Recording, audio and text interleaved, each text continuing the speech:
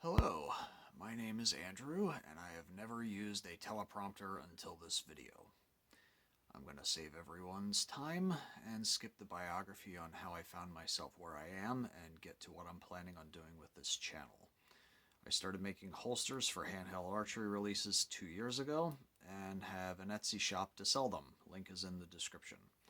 In the process of growing that shop, I've been trying to get my hands on as many releases as I can so I can make the holsters without having to ask my customers to send theirs to me, which I did at first, and I thank everyone who was willing to trust me in order to do that. So everything I send out now is tested with the release for which it is intended, and I can make holsters in-house for over 100 different releases and configurations of releases. As a result, this has given me access to a lot of releases to compare side by side to each other. I've been doing write-ups on Archery Talk and a few Facebook groups to help people sift through all the options, as there are many.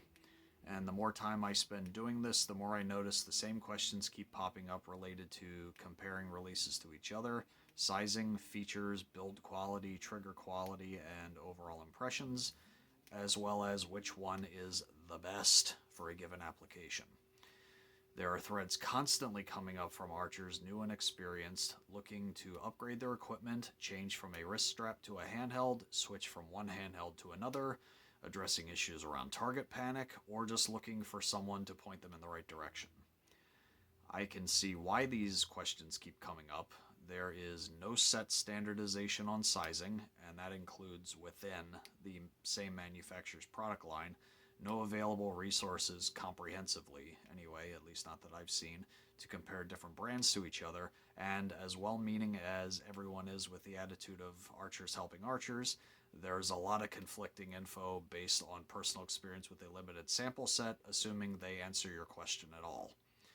So I think there's a niche in here that I might be able to fill between my collection of releases and my propensity to dissect a topic in more detail than was originally requested. I'm a bit long-winded in that respect. So with that, it is my intention to try to come up with a set of objective standards to compare and evaluate releases with the hope that I can help someone make an informed decision. I will be putting up videos on YouTube as well as some of the other alt-tech platforms for anyone who isn't happy with the silicon tech giants at the moment. I'm not. I will not be disabling the comment sections in any of my videos, so feel free to leave comments and requests for what releases I should start on. If I get something wrong or if I say something stupid, I want to hear about it. If I catch myself saying something stupid after I finish recording the audio on a video, you'll see it in random text popping up during the video. That'll be my future self ragging on my past self. In my next videos, I'm going to explain the data points I plan on hitting, then a relatively comprehensive guide to the types of releases available and subcategories within them, and a few other topics that keep coming up that I'd like to share my thoughts on, or ideas I've been mulling over, such as whether a crisp trigger on a release is really a benefit. After that, I will slowly work my way through my collection and evaluate them one release or series of releases at a time. I'll be doing most of the videos behind the camera since the subject matter doesn't really require my face. At the moment, I am sponsored by no one, and everything I evaluate I have purchased with my own money.